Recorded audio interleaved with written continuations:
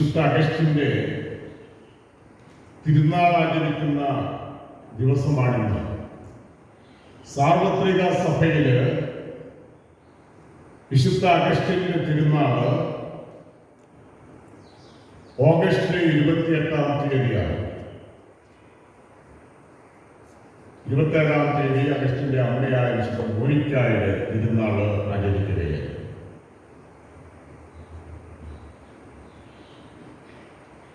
വിശുദ്ധ അഗസ്റ്റിൻ ഇന്നത്തെ ആഫ്രിക്കയിലെ അൽജിയേഴ്സ് ഇതിന്റെ അതിർത്തി പ്രദേശമായ തകാസ്തെ എന്നുള്ള സ്ഥലത്താണ് ജനിച്ചത്. AD 354 അദ്ദേഹത്തിന്റെ ജീവിതകാലം 354 മുതൽ 430 വരെയാണ്. അദ്ദേഹത്തിന്റെ മാതാപിതാക്കള് വിജാതിയായ പട്രീഷ്യസ്, ഒരു വിവിധ വിശുദ്ധ പദവിയിൽ ഉയർത്തപ്പെട്ട വിശുദ്ധ മോനിക്ക എന്നിവരാണ്.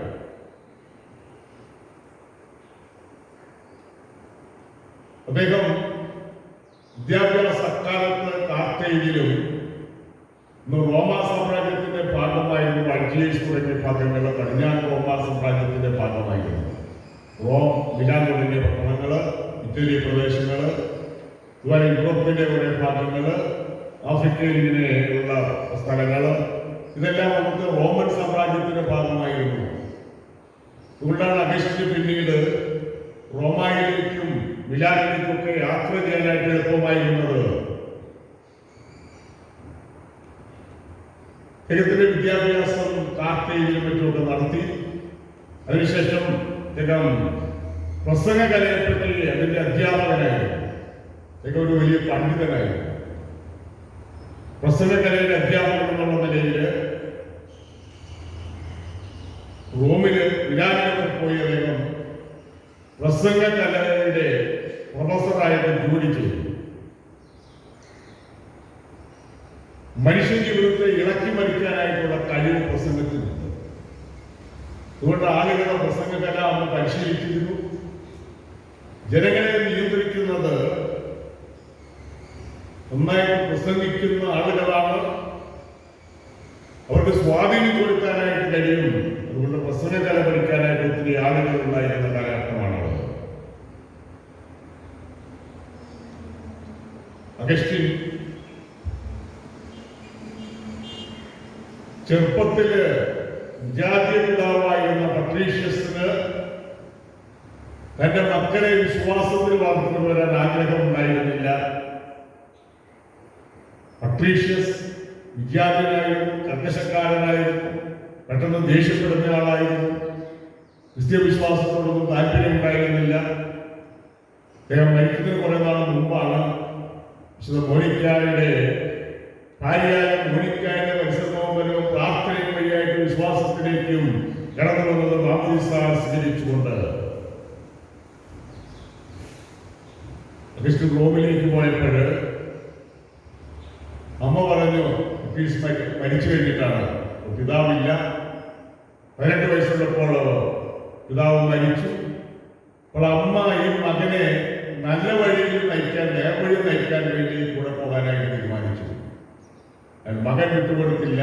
ദുർമാർഗനായ അഗസ്റ്റിൻ അമ്മയെ കൂടാതെ കപ്പൽ കയറി റോമിലേക്ക് പോവുകയാണ്. അമ്മ വിട്ടുകൊടുത്തില്ല, സമർത്ഥയായിരുന്നു. അമ്മ വേറൊരു കപ്പലിൽ കയറി അഗസ്റ്റിനെ അനുധാവനം ചെയ്തു. അങ്ങനെ അഗസ്റ്റിനെ കൂടെ താമസിക്കാനായിട്ട് തുടങ്ങി. അങ്ങനെ ഇരിക്കുന്ന നാടുകളില് ദുർമാർഗനായ അഗസ്റ്റിന്റെ മാനസാന്തരത്തിന് വേണ്ടി നിരന്തരം പ്രാർത്ഥിച്ചുകൊണ്ടിരുന്ന ഒരമ്മ, അതാണ് വിശുദ്ധ മോനിക്ക. ആ പ്രാർത്ഥനയിൽ കണ്ണുനീരിന്റെ ഫലമായിട്ടാണ് അഗസ്റ്റിന്റെ മാനസാന്തരം നടക്കുന്നത്. വിശുദ്ധ അംബ്രോസ് ആയിരുന്നു അന്ന് മിലാനിലായിരുന്നപ്പോൾ കൊടുത്ത മെത്രാൻ. വിശുദ്ധ അംബ്രോസ് പ്രഗത്ഭനായിരുന്നു. അദ്ദേഹത്തിന്റെ വചനങ്ങൾ കേൾക്കാൻ വേണ്ടി ആളുകള് വളരെ കൂടിയിരുന്ന കാലഘട്ടമാണ്. പ്രസംഗകലയിൽ താല്പര്യമുണ്ടായിരുന്ന അഗസ്റ്റിന്റെ പ്രസംഗങ്ങൾ കേൾക്കാനായിട്ട് കത്തീഡ്രലിൽ പോകുമായിരുന്നു. അമ്മയൊരിക്കലും നിവേദനവുമായിട്ട് അംബ്രോസിന്റെ അടുക്കൽ ചെല്ലുകയാണ് മകന്റെ താമസത്വം പറയാൻ വേണ്ടിയിട്ട്.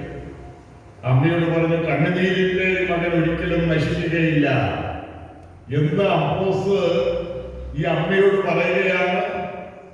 അംബ്രോസ് പറഞ്ഞതുപോലെ തന്നെ ഏതാനും വർഷങ്ങൾ കഴിഞ്ഞപ്പോൾ വിശുദ്ധ അഗസ്റ്റിൻ മാനസാന്തരത്തിലേക്ക് കടന്നു വരികയാണ്.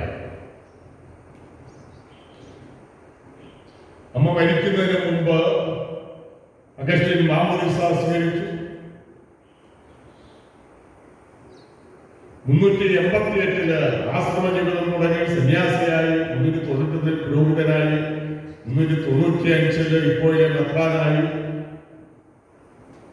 അദ്ദേഹം എഴുതിയ പ്രധാനപ്പെട്ട 2 പുസ്തകങ്ങൾ, അദ്ദേഹം 100-ലേറെ ഗ്രന്ഥങ്ങൾ രചിച്ചിട്ടുണ്ട്. അദ്ദേഹം എഴുതിയ 2 പുസ്തകങ്ങൾ, ഒന്ന് ആത്മകഥയാണ്, കൺഫെഷൻസ്. ആത്മകഥയില് അദ്ദേഹത്തിന്റെ ജീവിതത്തെ ആയിരിക്കുന്നത് പോലെ തന്നെ ഏറ്റുപറയുന്ന പുസ്തകമാണ്. പലരും ആത്മകഥ എഴുതിയാല് ഇഷ്ടമുള്ളത് നല്ല കാര്യങ്ങളൊക്കെ എഴുതിയിരുന്നു. അദ്ദേഹത്തിന്റെ ജീവിതം നന്മയിലേക്ക് കടന്നു വരാനായിട്ട് അദ്ദേഹത്തിന്റെ കഷ്ടപ്പാടുകൾ അദ്ദേഹം ആത്മകഥയിൽ വിശദീകരിക്കുന്നുണ്ട്. അദ്ദേഹം ഇങ്ങനെ ധ്യാനിച്ച് നന്നാകാനായിട്ട് താല്പര്യമൊക്കെ എടുത്ത് അങ്ങനെ കഴിയുന്ന നാളുകളില് തിന്മയുടെ ജീവിതശൈലിയിൽ നിന്നും മാറി നന്മയിലേക്ക് കടന്നു വരാനായിട്ട് അദ്ദേഹത്തിന് വളരെയേറെ ബുദ്ധിമുട്ടുണ്ടായിരുന്നു. അദ്ദേഹം ഇങ്ങനെ ചിന്തിച്ച് ധ്യാനിച്ചിങ്ങനെ ഇരിക്കുമ്പോൾ ഒരു വാക്യം കേട്ടു, അദ്ദേഹത്തിന് ഒരു ശബ്ദം കേട്ടു, വരെ തോളയിലേക്ക് എന്ന് പറഞ്ഞ് ഇങ്ങനെ എടുത്തു വായിക്കുക. അദ്ദേഹം വിശുദ്ധ ഗ്രന്ഥം എടുത്ത് വായിച്ചു. ഓരോരുത്തരായിട്ടൊരു ലേഖന ഭാഗമാണ് കിട്ടിയത്. അതിന് ചുരുക്കം എങ്ങനെയാണ് തിന്മയിൽ നിന്നും മാറി നന്മയിലേക്ക് കടന്നു വരാനായിട്ടുള്ളൊരു ഭാഗമാണത്. അശുദ്ധി തുടങ്ങിയ തിന്മകൾ, അശുദ്ധി, വ്യഭിചാരം, കൊലപാതകം, മറ്റ് തിന്മകൾ, അതിൽ നിന്ന് മാറി നന്മയിലേക്ക് കടന്നു വരുന്നതിനെ പറ്റിയുള്ള ഒരു ഭാഗമാണ്. തിന്മയിലൂടെ വ്യാപരിക്കുന്ന സ്വകാര്യം അവകാശപ്പെടുകയില്ല എന്നൊരു സ്ഥിര പറയുന്ന ആ ഭാഗമാണ് കിട്ടിയത്. അദ്ദേഹം അത് ചിന്തിച്ചു. അദ്ദേഹം പിന്നീട് നന്മയിലേക്ക് കടന്നു വരാനായിട്ട് വളരെയേറെ ബുദ്ധിമുട്ടി വീണ്ടും കടന്നു വരികയാണ്.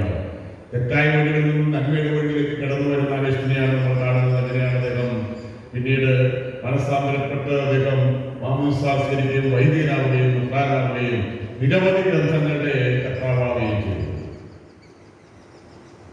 പൗലോസ് ശ്ലീഹായ്ക്ക് ശേഷം ഏറ്റവും കൂടുതൽ ദൈവശാസ്ത്രപരമായ പഠനങ്ങൾ നടത്തിയിട്ടുള്ള വ്യക്തി അഗസ്റ്റിനാണ്.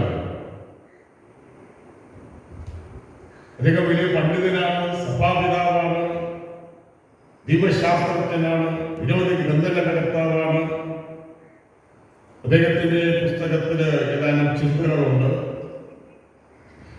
അദ്ദേഹത്തിന്റെ ആ പുസ്തകം തുടങ്ങുന്ന ആദ്യത്തെ അധ്യായത്തിൽ അദ്ദേഹം പറയുന്നത്, ദൈവമേ അങ്ങേയ്ക്കായി അങ്ങനെ സൃഷ്ടിച്ചു, എങ്കിൽ വലിയ പ്രാപിക്കുന്നവരുടെ ഹൃദയം അസ്വസ്ഥമായിരിക്കും. അദ്ദേഹം പറയുന്നത് അതാ, ദൈവം മനുഷ്യനെ സൃഷ്ടിച്ചത് ദൈവികതയിലേക്ക് കടന്നു ചെല്ലാനാണ്. ആദ്യത്തെ ലക്ഷ്യം ദൈവത്തെ പ്രാപിക്കുകയാണ്.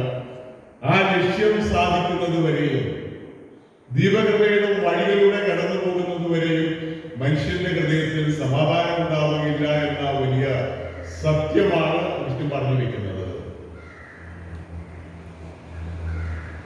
തത്വശാസ്ത്രജ്ഞന്മാർ പറയാറുണ്ട്, anguish of the human condition, മനുഷ്യ വ്യക്തിയുടെ ജീവിതത്തിന്റെ പ്രതിസന്ധികള്, മനുഷ്യൻ എന്തിനു വേണ്ടിയാണ് ജീവിക്കുന്നത്, അവരുടെ ലക്ഷ്യമെന്താ, ലോക ജീവിതം കടന്നു പോകുന്നതാണോ, അതോടുകൂടി തീരുന്നുണ്ടോ, ഒരു പാരത്രിക ജീവിതമുണ്ടോ, മരണം കൊണ്ടെല്ലാം തീരുമ്പോ, ഇങ്ങനെയുള്ള ചില ചിന്തകള് ആദ്യകാലം മുതൽ തന്നെ മനുഷ്യനെ വിഷമിപ്പിച്ചിരുന്നു. അതുകൊണ്ടാണ് മതത്തിന്റെ പ്രസക്തി ഉണ്ടായത്. മനുഷ്യന്റെ പരാധീനതകള്, അവന്റെ യൗവന ജീവിതത്തിന്റെ ക്ഷണികത, ഹ്രസ്വത, ഏത് സമയത്തും വരുന്ന മരണം, ഇങ്ങനെയുള്ള പ്രശ്നങ്ങൾ മനുഷ്യ ജീവിതത്തിലുണ്ട്. അപ്പോൾ അഗസ്റ്റിൻ തന്റെ ജീവിതാനുഭവത്തിൽ നിന്ന് പറഞ്ഞു വെക്കുകയാണ്, ദൈവത്തിലേക്ക് എത്തിച്ചേരുന്നവരെയും മനുഷ്യന്റെ ഹൃദയം അതിന്റെ പുറത്തിലേക്ക് എത്തുകയില്ല, സ്വസ്ഥമാകുകയില്ല. അദ്ദേഹം പറയുന്ന മരണത്തെ പറ്റി പറയുന്ന ഒരു കാര്യമുണ്ട്.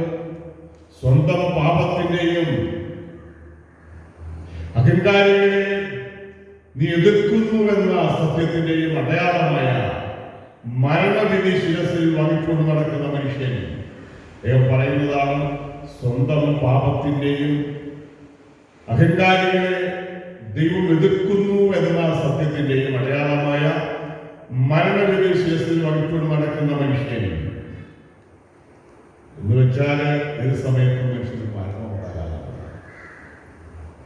മനുഷ്യൻ അഹങ്കരിക്കാറുണ്ട്, സമ്പത്തിന്റെ പേരിലും മറ്റു സൗകര്യങ്ങളുടെ പേരിലും നിഗളിക്കാറുണ്ട്. എന്നാൽ ഏത് സമയത്തും മരണം വരുന്ന മനുഷ്യൻ ഏത് സമയത്തും മനുഷ്യന് മരണം ഉണ്ടാകാം. ദൈവം വിളിക്കുമ്പോൾ മനുഷ്യന്റെ ലോക ജീവിതത്തിലെ പൂർണ്ണതയിലേക്ക് എത്തും. ആ സത്യമാണ് പുസ്തകത്തിൽ രേഖപ്പെടുത്തിയിരിക്കുന്നത്. അദ്ദേഹം വീണ്ടും പറയുന്നത് നോവരിന്മേ നോവരുത്തേ, ഞാൻ എന്നെ അറിയട്ടെ, ഞാൻ നിന്നെയും അറിയട്ടെ. ഒരു മനുഷ്യ വ്യക്തി സ്വയം മനസ്സിലാക്കുമ്പോഴാണ് ദൈവത്തെ അറിയാനായിട്ട് ദൈവകൃപയിലേക്കൊക്കെ എത്തിച്ചേരുക. മനുഷ്യൻ എങ്ങനെ ആയിരിക്കുന്നുവോ അത് മനസ്സിലാക്കുക, അവന്റെ ജീവിതത്തെ മനസ്സിലാക്കുക. നോവരിന്മേ, ഞാൻ എന്നെ തന്നെ മനസ്സിലാക്കുക, ഞാൻ ദൈവകൃപയിലാണോ എന്ന് ചിന്തിക്കുക. അപ്പോഴാണ് നോവരുത്തേ, നിന്നെ അറിയാനായിട്ട് എനിക്ക് കഴിയുന്നത്. അദ്ദേഹം ദൈവത്തെ പറ്റി പറഞ്ഞ കാര്യങ്ങൾ ദൈവമേ അവിടുന്ന് പരമോന്നതനാകുന്നു. അദ്ദേഹത്തിന്റെ ശൈലി തത്വശാസ്ത്രപരമാണ്. അദ്ദേഹത്തിന്റെ ഏറ്റുപറഞ്ഞ പുസ്തകം അത് വായിക്കുമ്പോൾ ഞാൻ 2-3 പ്രാവശ്യം വായിക്കുമ്പോൾ മനസ്സിലാക്കാൻ ബുദ്ധിമുട്ടുള്ള ഒരു പുസ്തകം. ഒത്തിരി തത്വശാസ്ത്രം അടങ്ങിയിരിക്കുന്നതാണ്.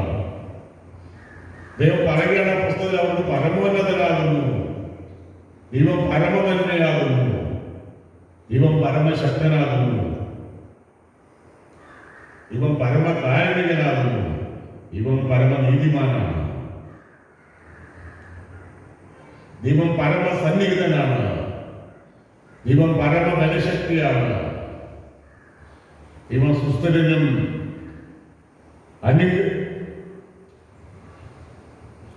അനുഗ്രഹം നൽകുന്നവനുമാണ്. അങ്ങനെ ദൈവത്തെപ്പറ്റി അദ്ദേഹം പരാമർശിക്കുന്നു. ഈ സ്വന്തം ജീവിതത്തെ അദ്ദേഹം ആ ജീവിതത്തെ മനസ്സിലാക്കിച്ചുകൊണ്ട് പറയുകയാണ്, നിതാന്ത സൗന്ദര്യമേ, എത്ര താമസിച്ചാണ് ഞാൻ നിന്നെ അറിഞ്ഞത്. ദൈവത്തിലൂടെ നിതാന്ത സൗന്ദര്യം. ഈ ഭൂമിയിൽ ഒത്തിരി സൗന്ദര്യങ്ങളുണ്ട്, പുഷ്പങ്ങളുണ്ട്. പിക്നിക്കിനൊക്കെ പോകുമ്പോൾ കാടുകള്, മലകള്, പുഴകള്, സമുദ്രം, പിന്നെ പ്രകൃതിയിൽ രമണീയമായ കാര്യങ്ങളുണ്ട്.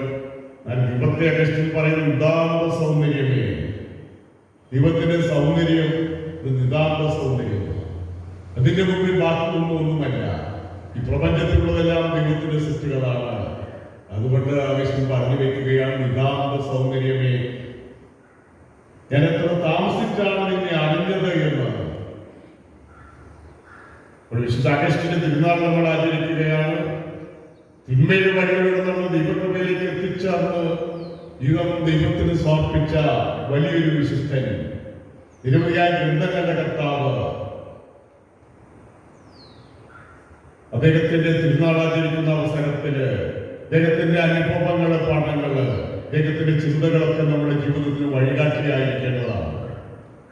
നന്മയുടെ വഴികളിലൂടെ നടക്കാനും ദൈവകൃപയിലായിരിക്കാനും ഈ ലോകത്തിന്റെ ആത്യന്തികമായ ലക്ഷ്യം ദൈവത്തെ പ്രാപിക്കുകയാണെന്ന് ചിന്തിച്ചുകൊണ്ട് നമ്മുടെ ജീവിതത്തെ നന്മയുടെ വഴികളിലൂടെ നയിക്കാനൊക്കെ നമ്മൾ വിളിക്കപ്പെട്ടിരിക്കുകയാണ്. ആ വിളിക്കപ്പെട്ടികളൊന്നും ബോധ്യം നമുക്ക് ആവശ്യമാണ്.